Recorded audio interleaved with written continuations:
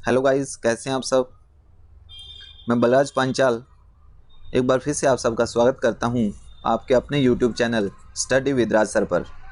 दोस्तों, आज हम करने वाले हैं रीजनिंग का बड़ा ही इम्पोर्टेंट चैप्टर, ब्लड रिलेशन यानी खून का रिश्ता। खूनी रिश्ता नहीं है भाई, खून का रिश्ता। रीजनिंग का काफ़ी इम्पोर्टेंट चैप्टर है। हार्ड क्वेश्चन भी बनते हैं, इजी क्वेश्चन भी बनते हैं। आपके एग्ज़ाम में कोई फिक्स नहीं है कि हार्ड क्वेश्चन आएगा या फिर इजी क्वेश्चन आएगा। तो सबसे पहले ब्लड रिलेशन का एक चार्ट है जो आपको याद करना है। जब भी मैं मेल की बात करूंगा, इस चैप्टर में जब भी मैं मेल की बात करूंगा तो हमें सिंबल लेना है प्लस का, और जब भी मैं फीमेल की बात करूंगा तो आपको सिंबल लेना है माइनस का। क्लियर। मेल के लिए हमें प्लस का सिंबल लेना है और फीमेल के लिए हमें माइनस का सिंबल लेना है। अब एक चार्ट आपको तैयार करना है। यदि मैं छोटे रिलेशन से बड़े रिलेशन में जाता हूं तो मुझे ऊपर की तरफ लाइन ड्रॉ करनी है। किसकी तरफ लाइन ड्रॉ करनी है बेटा? ऊपर की तरफ। यदि मैं ऊपर की तरफ लाइन ड्रॉ करता हूं तो मैं केवल दो बंदों के पास डायरेक्टली जा सकता हूं। या तो मैं मेरी मम्मी के पास जाऊंगा या मेरे पापा के पास जाऊंगा। मैं केवल इन दो के पास ही जा सकता हूं। इन दो के अलावा किसी तीसरे बंदे के पास नहीं जा सकता। याद रखना है, जब आप ऊपर की तरफ लाइन ड्रॉ करते हो या तो आप आपके फादर के पास जाओगे या फिर आपकी मदर के पास जाओगे। क्लियर। यदि मैं लाइन नीचे की तरफ ड्रॉ करता हूं तो इसका मतलब जनरेशन डाउन गई है भाई। जनरेशन डाउन जाने का मतलब क्या हो गया? नीचे आपको मिलेगा सन या फिर डॉटर।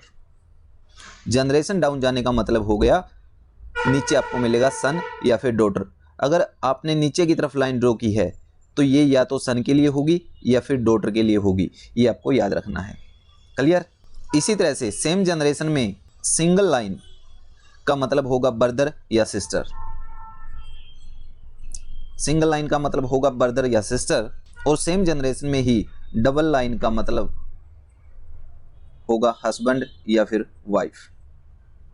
मैं क्या बोल रहा हूं फिर से सुनिए। सेम जनरेशन में सिंगल लाइन का मतलब हो गया ब्रदर या सिस्टर, और डबल लाइन का मतलब हो गया हस्बैंड या वाइफ। ये दोनों सेम जनरेशन की बात मैं कर रहा हूं। ब्रदर सिस्टर व हस्बैंड वाइफ दोनों सेम जनरेशन में आते हैं। ये एक ए बंदा है, ये डायरेक्ट खाली चार बंदों के पास जा सकता है। अगर ऊपर की तरफ जाएगा या तो ये मदर के पास जाएगा या यही फादर के पास जाएगा। यदि नीचे की तरफ जाएगा तो या तो सन के पास जाएगा या डॉटर के पास जाएगा। सेम जनरेशन में सिंगल लाइन किसके लिए होती है? ब्रदर या सिस्टर के लिए।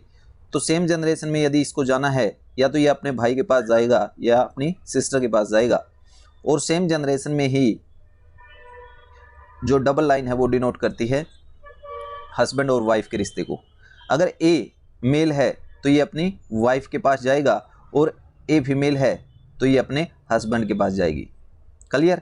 अब यहाँ से हमें पता चला कि जो ए बंदा है वो डायरेक्ट खाली चार बंदों के पास ही जा सकता है। या तो मदर फादर के पास जाएगा, या ब्रदर सिस्टर के पास जाएगा, या फिर सन डॉटर के पास जाएगा, या फिर हस्बैंड और वाइफ के पास जाएगा।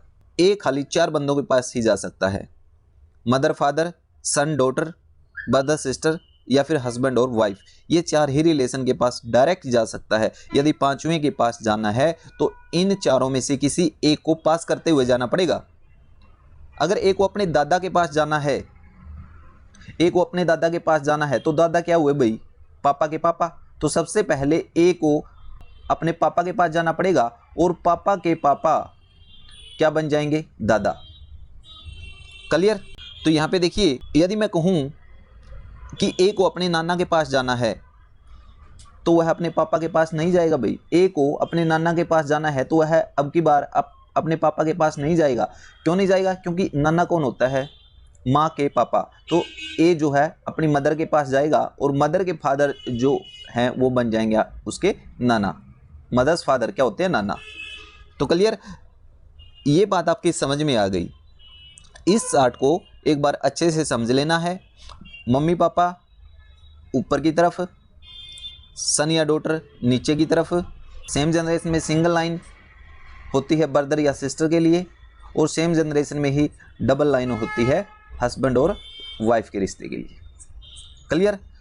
ये चार्ट आपको अच्छे से समझना है बिकॉज हर एक क्वेश्चन मैं आपको चार्ट की सहायता से समझाऊंगा। अब देखिए बेटा, एग्जाम्पल लेते हैं। हमारा फर्स्ट एग्जाम्पल है ए बी का भाई है, बी सी की बहन है, सी डी का पिता है। तो बताइए डी का ए से क्या रिश्ता है। अब इस क्वेश्चन को हम with the help of chart solve करेंगे। तो इसके लिए चार्ट बनाएंगे। देखिए ए बी का भाई है, ए भाई है बी का। अगर भाई है तो ए को सिंबल किसका देंगे, प्लस का। बी सी की बहन है, बी जो है सी की बहन है। अगर बी बहन है तो इसको सिंबल किसका देंगे, माइनस का। सी डी का पिता है, सी जो है डी का पिता है। तो देखिए पिता है तो इसके लिए सिंबल किसका देंगे, प्लस का। अब एक बात बताइए मुझे, क्या यहाँ पे हम डी के जेंडर को फिक्स कर सकते हैं? बिल्कुल नहीं कर सकते भाई। यहाँ पे हम डी के जेंडर को फिक्स नहीं करेंगे। तो यहाँ पे फर्स्ट बात जो आपको सीखने को मिली, जब तक आपको पर्सन में किसी के जेंडर के बारे में मालूम नहीं हो तो अपनी तरफ से जेंडर फिक्स नहीं करोगे। अपनी तरफ से जेंडर फिक्स नहीं करना, आपको 1 बाय 1 स्टेटमेंट का चार्ट बनाते हुए चलना है। जेंडर बड़े ध्यान से निकालना है। जेंडर की वजह से कई सारे क्वेश्चंस का आंसर बनता है कांट बी डिटरमाइंड। बहुत सारे क्वेश्चन गलत भी होते हैं जस्ट बिकॉज ऑफ जेंडर। हमें अपनी तरफ से कुछ भी मानना नहीं है। क्लियर? तो यहाँ पे हम डी के जेंडर को फिक्स नहीं करेंगे।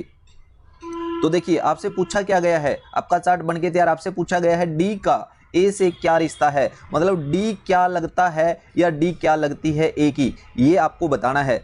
अब मैं इसको एक बार मान लेता हूं कि ये मेल है, मैं मान के चलता हूं कि ये लड़का है। यदि ये लड़का है तो ए का क्या लगता है, तो देखिए बेटा, ए के भाई का पुत्र है, ए के भाई, ए का भाई कौन है, सी, और सी का पुत्र है डी। तो ए के भाई का पुत्र, अब भाई का पुत्र क्या होता है, भतीजा। तो यहां से हम बोल सकते हैं कि यदि डी मेल होता तो इसका आंसर क्या बनता, आपका भतीजा। परंतु यहाँ पे कोई फिक्स तो है नहीं कि ये मेल है, ये फीमेल भी हो सकता है। अब मैं मान लेता हूं कि ये फीमेल है। यदि फीमेल है तो भाई की पुत्री, अब भाई की पुत्री क्या होगी आपकी, भतीजी। क्या होगी, भतीजी। तो इस सिचुएशन में यदि डी फीमेल है तो आपका आंसर आएगा भतीजी। तो इस तरह से हम बोल सकते हैं कि डी जो है ए का या तो भतीजा है या ए की भतीजी है। यहाँ पे स्पष्ट रूप से आंसर नहीं निकाल सकते। तो देखिए इसका जो आंसर डिपेंड करेगा वो दिए गए ऑप्शंस पे डिपेंड करेगा। जहां पे आपका स्पष्ट रूप से आंसर नहीं आता तो उसका आंसर डिपेंड करता है दिए गए ऑप्शंस के ऊपर। जैसे यहाँ पे फर्स्ट ऑप्शन क्या है, भतीजा, सेकंड क्या है, भतीजी, थर्ड क्या है, निर्धारित नहीं किया जा सकता, फोर्थ इनमें से कोई नहीं। तो देखो बेटा, भतीजा और भतीजी दोनों आपके आंसर बन सकते हैं जो कि दोनों ऑप्शन में दिए गए हैं। तो इसलिए ना हमारा आंसर भतीजा होगा ना ही भतीजी होगा, क्योंकि हम फिक्स नहीं कर सकते। तो आंसर बनेगा कांट बी डिटरमाइंड, मतलब निर्धारित नहीं किया जा सकता। कौन सा आंसर बनेगा, निर्धारित नहीं किया जा सकता। परंतु इसी पर्सन में यदि मैं सी ऑप्शन की जगह लिख देता भतीजा या भतीजी, भतीजा या भतीजी, तो आपका आंसर क्या बनता, फिर ये बन जाता बेटा भतीजा या भतीजी। क्या बन जाता, भतीजा या भतीजी। तो ऑप्शन के हिसाब से आपके आंसर चेंज होते रहेंगे जब आपका आंसर आएगा कांट बी डिटरमाइंड। ठीक है, तो इस पर्सन में जो आंसर आपका वो है निर्धारित नहीं किया जा सकता, कांट बी डिटरमाइंड। चलिए बेटा नेक्स्ट क्वेश्चन है हमारा, ए बी का पति व सी का पिता है। ए बी का पति है। अब हमें पता है पति और पत्नी के रिश्ते को दर्शाने के लिए हम डबल लाइन का प्रयोग करते हैं। ठीक है, जो कि मैंने किया है। ए बी का पति है। अब पति है तो पति के लिए हम कौन सा सिंबल यूज करेंगे, प्लस का, क्योंकि पति है तो वो मेल होगा और मेल के लिए मैंने बताया था सिंबल किसका यूज करते हैं, प्लस का। अब एक बात बताइए, यहाँ पे क्या हम बी के जेंडर को फिक्स कर सकते हैं? बिल्कुल कर सकते हैं बेटा। क्यों कर सकते हैं? क्योंकि पति और पत्नी के रिश्ते में यदि एक मेल है तो दूसरा 100% फीमेल होगा, और फीमेल होगा तो सिंबल किसका यूज करेंगे, माइनस का। तो यहाँ से पता चला कि बी एक फीमेल मेंबर है और ए एक मेल मेंबर है। ए बी का पति, वह सी का पिता है। अब यहाँ पे जो ये वह वर्ड लगा है ये काफ़ी इंपॉर्टेंट है। यहाँ पे बच्चे कंफ्यूज होते हैं, तो मैं आपको बताना चाहूँगा, यदि आपको पर्सन में वह और तथा इन वर्ड में से कोई भी वर्ड लगा मिल जाए तो ये तीनों पहले वाले बंदे के लिए आते हैं भाई। किसके लिए आते हैं? पहले वाले बंदे के लिए। ठीक है। तो यहाँ पे ए बी का पति वह सी का पिता है। अब सी का पिता कौन है? पहले वाला बंदा, और पहले वाला बंदा कौन है? ए, यानी कि ए जो है वो सी का पिता है। अब पिता है तो यहाँ पे आ जाएगा सी, ए सी का पिता है। क्लियर? अब देखो आगे क्वेश्चन है, ई सी की पुत्री है, ई सी की पुत्री है। अब बेटा यहाँ पे मैं आपसे पूछना चाहूँगा, क्या यहाँ पे हम सी के जेंडर को फिक्स कर सकते हैं? बिल्कुल नहीं कर सकते, क्योंकि यहाँ पे सी के जेंडर के बारे में हमें नहीं पता। नेक्स्ट चलते हैं, ई सी की पुत्री है। ई जो है सी की पुत्री है, अगर पुत्री है तो उसके लिए हम सिंबल किसका देंगे? माइनस का। अभी भी हम सी के जेंडर को फिक्स नहीं कर सकते, क्योंकि हमें सी के जेंडर के बारे में पता ही नहीं है। क्वेश्चन आपसे पूछा गया बी का ई से क्या रिश्ता है, बी क्या लगती है ई की, ये आपसे पूछा गया है। तो बेटा देखो, यदि मैं यहाँ पे आपसे कहूँ कि सी एक आदमी है, यदि सी एक आदमी है तो ई के क्या हुए? पिता। सी जो है ई के क्या हुए? पिता। और पिता के पिता जो ए है, ये क्या हुए? पिता के पिता। पिता के पिता क्या हुए? दादा। यहाँ पे हम बोल सकते हैं कि जो ए है वो ई का दादा है, और दादा की पत्नी क्या हुई? दादी। तो इस तरह से यदि मैं सी को एक मेल सदस्य मानता हूँ, आदमी मान के चलता हूँ, तो हमारा आंसर बनेगा दादी। जो बी है वो ई की दादी लगती है। आंसर क्या आया? दादी। क्लियर?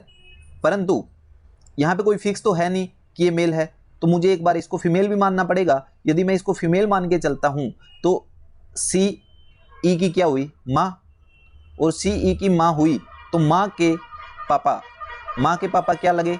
नाना। क्या लगे बेटा? नाना। और नाना की पत्नी क्या लगी? नानी। क्या लगी? नानी। तो इस तरह से यदि मैं सी को एक फीमेल मेंबर मान के चलता हूं तो बी ई की क्या लगेगी? नानी। अब आपके दो आंसर निकल के आते हैं, एक निकल के आता है दादी और दूसरा निकल के आता है नानी।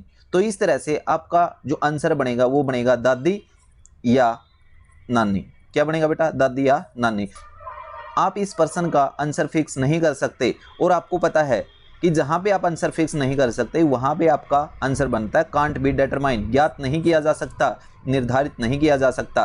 देखो ऑप्शन की बात करूं तो यहाँ पे आपको दादी भी दिया है, नानी भी दिया है, तो यहाँ पे आपका आंसर ना तो दादी होगा और ना ही नानी होगा, क्योंकि दोनों ही आपके आंसर बन सकते हैं। तो जब भी पॉसिबिलिटी की बात आए तो आंसर क्या बनेगा? निर्धारित नहीं किया जा सकता, ज्ञात नहीं किया जा सकता।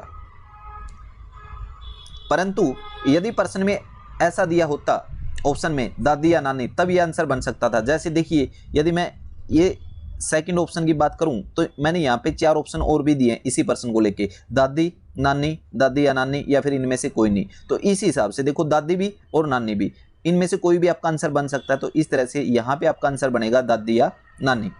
क्लियर? अभी देखिए, यदि मैं थोड़ा सा और इसके ऑप्शन को चेंज करूँ तो यहाँ पे देखिए मैंने ऑप्शन दे दिए दादा, दादी, नानी। तो बेटा ना तो दादा आंसर आएगा, ना दादी आएगा और ना नानी आएगा, तो यहाँ पे आंसर बनेगा इनमें से कोई नहीं। तो आप देख रहे हैं इसका आंसर किस पे डिपेंड कर रहा है? दिए गए ऑप्शंस के ऊपर। जैसे ऑप्शन होंगे वैसे ही आपके आंसर होंगे। जैसे इसी प्रश्न में यदि मैं आपसे कहना चाहूँ कि ऑप्शन ए में मैंने दे दिया दादा, ऑप्शन बी में मैंने दे दिया दादी, ऑप्शन सी में दे दिया माँ, और ऑप्शन डी में दे दिया चाचा, तो बेटा देखो यहाँ पे आपका आंसर क्या निकल के आया है? दादी या फिर नानी। परंतु इस ऑप्शन के अंदर केवल आपको दादी दिखाई देता है, इन चारों ऑप्शनों में आपको क्या दिखाई देता है? दादी। तो यहाँ पे 100% आपका आंसर क्या होगा? दादी। तो यहाँ पे मैंने बहुत सारे ऑप्शंस दिए और हर एक ऑप्शन में आपका आंसर चेंज हो रहा है। तो इसका मतलब ये हुआ कि जब भी आपका आंसर कांट बी डिटरमाइन निकल के आता है तो उसका आंसर आप फिक्स नहीं कर सकते, और जब आप आंसर फिक्स नहीं कर सकते तो उस क्वेश्चन का आंसर डिपेंड करेगा दिए गए ऑप्शंस के ऊपर। क्लियर? तो चलिए, यहाँ पे हर एक क्वेश्चन से आप कुछ ना कुछ सीख रहे हो भाई। देखो फर्स्ट क्वेश्चन की बात, फर्स्ट एग्जाम्पल की बात करूं तो वहां पे आपने सीखा कि जब तक आपको जेंडर के बारे में मालूम न हो तो अपनी तरफ से कोई भी जेंडर आपको फिक्स नहीं करना। जब तक आपको जेंडर के बारे में मालूम न हो तो अपनी तरफ से जेंडर फिक्स नहीं करना है। क्लियर? सेकंड क्वेश्चन में इंपॉर्टेंट चीज क्या सीखी आपने? सेकंड पर्सन में सीखा कि वह तथा और, जब भी ये वर्ड आपको दिए मिले तो ये किस वाले बंदे के लिए होते हैं? ये हमेशा पहले वाले बंदे के लिए होते हैं, पहले वाले बंदे के लिए होते हैं। क्लियर? चलिए नेक्स्ट क्वेश्चन लेते हैं। अब देखिए बेटा, नेक्स्ट क्वेश्चन है, सीमा नरेश की इकलौती पुत्री है, प्रीति नेहा की पुत्र वधू है जो कि अभिषेक की पत्नी है, रोहित प्रीति का पुत्र व सीमा का भाई है, नेहा का सीमा से क्या रिश्ता है? आपको बताना है नेहा का सीमा से क्या रिश्ता है। तो बेटा देखिए, एक बार डायग्राम बनाते हैं। सीमा नरेश की इकलौती पुत्री है, यहाँ पे नरेश है और इसकी इकलौती पुत्री है सीमा। अब यदि मैं आपसे पूछूं इकलौती का मतलब क्या हुआ, तो बेटा इकलौती का मतलब होता है अकेली। इकलौती पुत्री मतलब सीमा नरेश की एक ही बेटी है, उसके कोई दूसरी बेटी नहीं है। बेटा है या नहीं ये हमें नहीं पता, हो भी सकता है नहीं भी हो सकता, मगर हमें इतना जरूर पता है कि नरेश के कोई दूसरी लड़की नहीं है। क्लियर? आई होप इकलौती का मतलब आपको समझ में आया होगा। प्रीति नेहा की पुत्र वधू है जो कि अभिषेक की पत्नी है। अभी देखिए बेटा, यहाँ पे न तो प्रीति, न नेहा और न ही अभिषेक, इनमें से किसी के साथ भी हम नरेश और सीमा का लिंकअप नहीं कर सकते। तो यहाँ पे इंपॉर्टेंट बात मैं बताने जा रहा हूँ कि जब आप किसी चीज़ को लिंकअप नहीं कर सको तो आपको आगे बढ़ जाना है क्वेश्चन में, ठीक है ना। देखो, प्रीति नेहा की पुत्रवधू व अभिषेक की पत्नी है जो कि अभिषेक की पत्नी है। अब प्रीति नेहा और अभिषेक तीनों में से हम किसी को भी नरेश और सीमा के साथ लिंक नहीं कर सकते, तो हम क्या करेंगे, आगे बढ़ जाएंगे। आगे देखो क्या है, रोहित प्रीति का पुत्र व सीमा का भाई है। अब देखिए, सीमा का भाई है, सीमा का भाई कौन है, रोहित। रोहित सीमा का भाई है और पुत्र किसका है, प्रीति का। अब प्रीति का पुत्र है, प्रीति का पुत्र है तो यहाँ पे कौन आएगी, प्रीति, क्योंकि रोहित जो है प्रीति का पुत्र है। अब बेटा देखिए, यहाँ पे यदि मैं आपसे कहूँ कि नरेश और प्रीति में क्या हम कोई रिलेशन बना सकते हैं, तो बेटा 100% बना सकते हैं। क्यों नहीं बना सकते, हमें पता है कि नरेश की पुत्री है सीमा और सीमा का भाई है रोहित। इसका मतलब जो रोहित है वो नरेश का लड़का है और रोहित की माँ कौन है, प्रीति। अब देखिए, जो रोहित का पिता है वो नरेश है और रोहित की माता प्रीति है, तो इसका मतलब नरेश और प्रीति क्या हुए, हस्बैंड और वाइफ हुए। क्या हुए, हस्बैंड और वाइफ। क्लियर? अब यहाँ पे देखिए बेटा, प्रीति नेहा की पुत्रवधू है, प्रीति नेहा की पुत्रवधू, पुत्रवधू का मतलब बेटे की बहू, तो इसका अर्थ ये हुआ कि नेहा के एक लड़का होगा जिसकी बहू कौन होगी, प्रीति। तो इसका मतलब जो नरेश है वो नेहा का पुत्र है, तभी तो ये प्रीति पुत्रवधू बनेगी। यस और नो? जो कि अभिषेक की पत्नी है। देखो यहाँ पे एक वर्ड आया है जो कि, ये काफी इंपॉर्टेंट है बेटा। यदि पर्सन में आपको जो कि, जिसका, ये वर्ड मिले, ये हमेशा सेकंड वाले बंदे के लिए होते हैं। याद रखना है किसके लिए होते हैं, सेकंड वाले बंदे के लिए। मैंने आपको 3 वर्ड और बताए थे, कौन कौन से, वह, तथा और। अगर ये वर्ड आपको दिखाई दे तो ये हमेशा पहले वाले बंदे के लिए होते हैं। और यदि पर्सन में आपको जो कि, जिसका, ये वर्ड आपको दिखाई दे तो ये आपके हमेशा सेकंड वाले बंदे के लिए होते हैं। अब यहाँ पे सेकंड वाला बंदा कौन है, नेहा। यहाँ पे क्वेश्चन है, प्रीति नेहा की पुत्रवधू है जो कि अभिषेक की पत्नी है। अब अभिषेक की पत्नी कौन हुई, सेकंड वाला बंदा, यहाँ पे कौन दिखाई देता है, नेहा। तो यहाँ पे जो नेहा है वो अभिषेक की पत्नी है, तो यहाँ पे कौन बनेगा आपका, अभिषेक।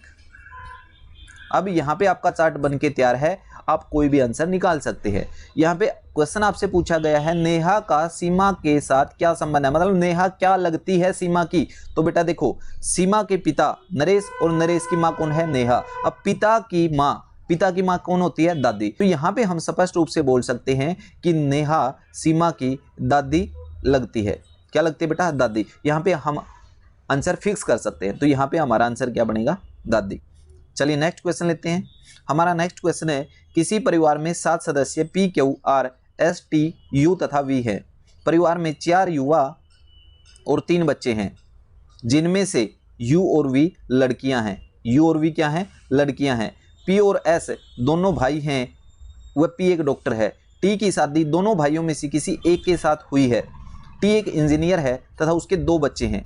क्यू की शादी एस के साथ हुई है तथा वी उनका बच्चा है। और यहाँ पे कुछ आपको क्वेश्चन दिए गए हैं जिनका आपको आंसर करना है। तो बेटा देखो, इतना लेंथी, इतना मुश्किल क्वेश्चन आपके एग्जाम में नहीं आएगा, परंतु ये क्वेश्चन मैंने आपको यहाँ पे इसलिए दिया है ताकि आपको चार्ट अच्छे से बनाना आ जाए, क्योंकि जब एक बार चार्ट आपको अच्छे से बनाना आ जाएगा तो मुझे नहीं लगता कि आपको इस चैप्टर में कोई भी परेशानी देखने को मिलेगी।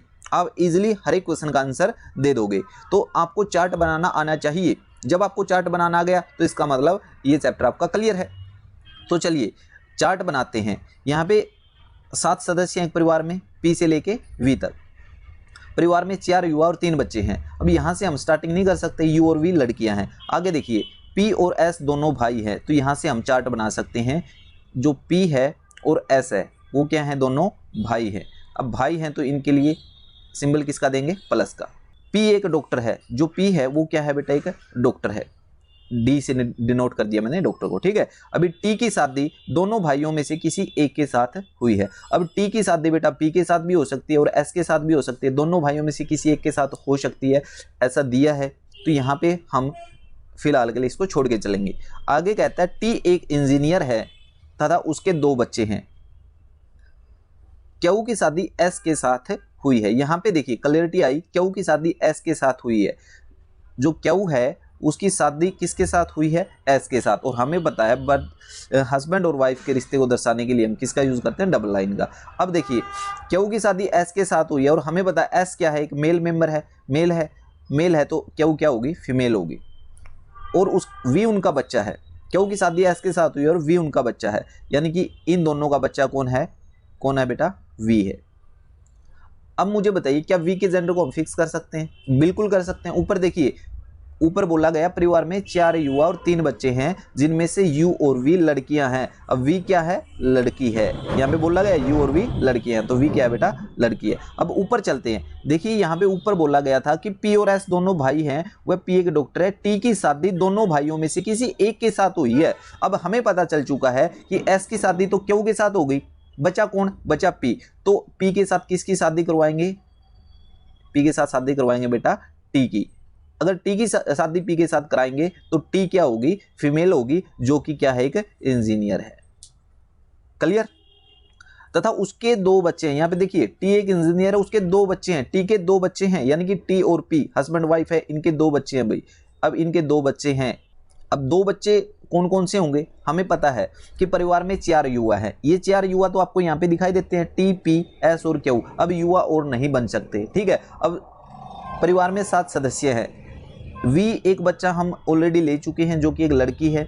तो बचा कौन, एक तो बच गया बेटा यू और दूसरा बच गया आर। कौन सा बच गया बेटा, आर, ठीक है। तो यहाँ पे इसके 2 बच्चे कौन कौन से हो गए, यू और आर, क्योंकि परिवार में कितने युवा हैं, 4 और 3 बच्चे हैं। और हमें पता है यू और वी क्या है, लड़कियां, तो यू क्या है, लड़की है। तो बेटा अब मुझे एक बात बताइए, क्या हम यहाँ पे आर के जेंडर को फिक्स कर सकते हैं, क्या हम यहाँ पे आर के जेंडर को फिक्स कर सकते हैं, बिल्कुल कर सकते हैं बेटा। क्यों नहीं कर सकते, क्यों, क्योंकि यहाँ पे देखिए, यहाँ पे स्पष्ट रूप से बोला गया है परिवार में 7 सदस्य हैं, 4 युवा और 3 बच्चे हैं, जिनमें से 3 बच्चे हैं ना, जिनमें से यू और वी लड़कियां हैं। अब 3 बच्चे हैं, 3 में से यू और वी लड़कियां हैं, तो बेटा बचा कौन, आर। और आर क्या होगा, लड़का, क्योंकि 3 में से 2 लड़कियां हैं।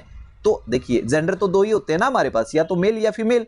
अब हमें पता है यू और वी फीमेल हैं, तो आर कौन बचा, मेल। तो यहाँ पे मेल है तो मैं सिंबल किसका दूंगा, प्लस का। तो यहां से हमें क्लियर हुआ कि आर क्या है, एक लड़का है। और यही आपसे पूछा गया हु इज आर, आर कौन है। यहाँ पे फर्स्ट ऑप्शन की तरफ चलते हैं, वी का पिता। पिता तो हो ही नहीं सकता क्योंकि जनरेशन डाउन है, नीचे की तरफ पिता तो होगा नहीं, ठीक है। नेक्स्ट है टी की पुत्री। अब आर पुत्री भी नहीं हो सकती क्योंकि पुत्री के लिए फीमेल होना पड़ेगा, बट आर क्या है, एक मेल मेंबर है, तो ये भी आपका आंसर नहीं बनेगा। नेक्स्ट है पी का पुत्र। अभी यहाँ पे देखिए 100% आपका राइट आंसर है। देखिए पी का पुत्र, आर के पिता कौन है बेटा, पी, और आर की माता कौन है, टी, यानी कि जो आर है वो टी और पी का पुत्र है। यहाँ पे आपको ऑप्शन दिया गया पी का पुत्र, जो कि आपका एकदम राइट आंसर है। यहाँ पे आर कौन है, पी का पुत्र है, ये टी का भी पुत्र है। क्लियर। चलिए एस का वी से क्या संबंध है। देखिए बेटा एस का वी से क्या संबंध है, एस का वी से क्या संबंध, मतलब एस क्या लगता है वी का, तो यहाँ पे भी क्या लगेगा बेटा। देखो यहाँ पे चार्ट में आपको स्पष्ट दिखाई देता है, जो एस है वी का क्या लगता है, पिता लगता है। तो यहाँ पे आंसर क्या है आपका पिता।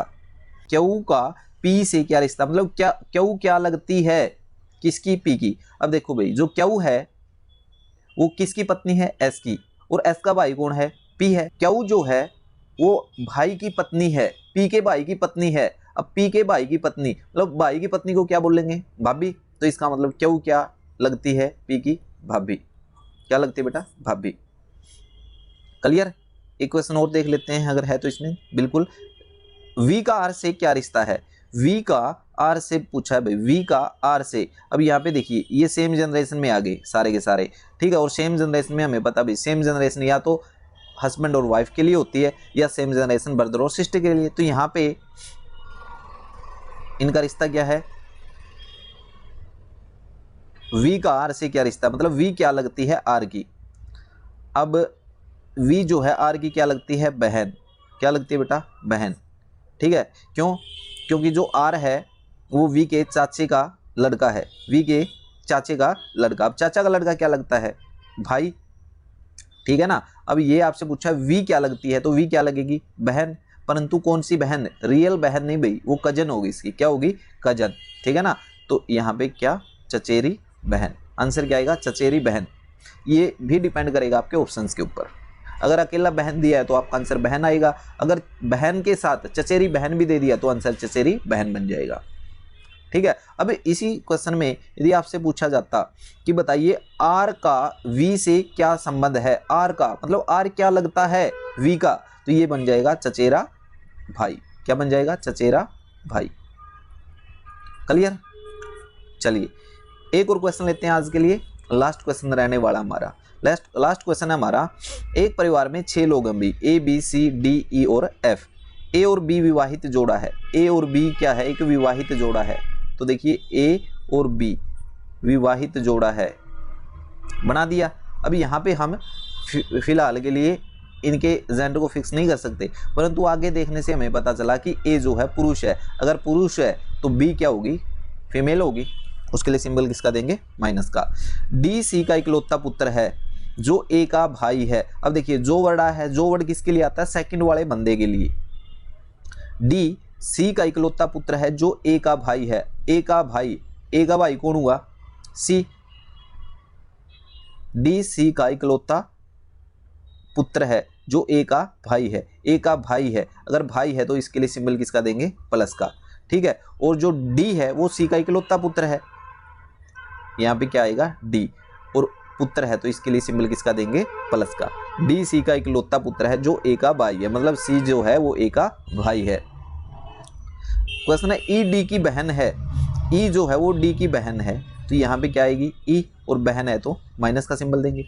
बी एफ की पुत्र वधु है जो एक औरत है, बी जो है एफ की पुत्र वधु, बी एफ की पुत्र वधु है, इसका मतलब ये हुआ कि एफ के एक लड़का होगा जिसकी बहू कौन होगी, बी होगी। तो यहाँ पे एफ आएगा आपका, और एफ के एक लड़का है ए जिसकी पत्नी कौन है, बी, तभी ये क्या बनेगी, इसकी पुत्र वधु बनेगी। जो एक औरत है, जो एफ है वो क्या एक औरत है। ये आपका चार्ट बनके तैयार है, ये चार्ट आपका बनके तैयार है। अब यहाँ पे जो आपसे पूछा गया है उसका आप आंसर इजीली कर सकते हो।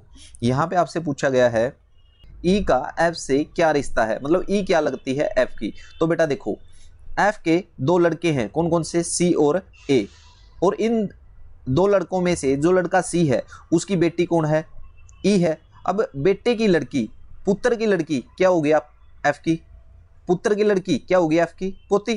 तो इसका अर्थ ये हुआ कि हमारा आंसर क्या बनेगा, पोती। तो यहाँ से हमें पता चला कि ई जो है एफ की पोती है। यदि इसी पर्सन में मैं आपसे पूछना चाहूँ कि बताइए बी का डी से क्या रिश्ता है, बी का डी से क्या रिश्ता, मतलब बी क्या लगती है डी की। तो बेटा देखो डी का पिता कौन है, सी, और डी का चाचा कौन है, ए, और चाचा की पत्नी कौन है, बी। और यही आपसे पूछा गया बी का डी से क्या रिश्ता, मतलब बी क्या लगती है, तो चाचा की पत्नी क्या होगी, चाची, यानी कि जो बी है वो डी की क्या लगी, चाची। चलिए दोस्तों आज के लिए इतना ही काफ़ी है। वर्ल्ड रिलेशन में टोटल 3 टाइप बनते हैं, जिनमें से पहला टाइप जो काफ़ी इंपॉर्टेंट है वो ऑलरेडी आपसे डिस्कस कर चुका हूँ। अभी 2 टाइप और बचते हैं, वो कौन कौन से टाइप हैं देखिए। एक तो आता है इशारों वाला। कौन सा टाइप? इशारों वाला, जैसे ए बी की तरफ इशारा करते हुए कहता है, इस टाइप का, ठीक है। और दूसरा सिंबल वाला आता है, जैसे ए गुणा बी का अर्थ है ए बी का भाई है। तो ये दोनों एक ही वीडियो में मैं कवर करवाऊंगा, ठीक है। काफ़ी इंपॉर्टेंट है ये चैप्टर। इनमें से किसी भी टाइप में से आपको एग्जाम के अंदर क्वेश्चन देखने को मिल सकता है। तो चलिए दोस्तों, आज के लिए इतना ही काफ़ी है। मिलते हैं नेक्स्ट वीडियो में, तब तक के लिए take care, bye bye, thank you so much, have a nice day. और हाँ दोस्तों, यदि वीडियो अच्छी लगी है तो चैनल को प्लीज़ सब्सक्राइब कीजिए, अपने दोस्तों के साथ शेयर कीजिएगा, लाइक और कमेंट जरूर कीजिएगा। मिलते हैं नेक्स्ट वीडियो में, bye bye, thank you so much.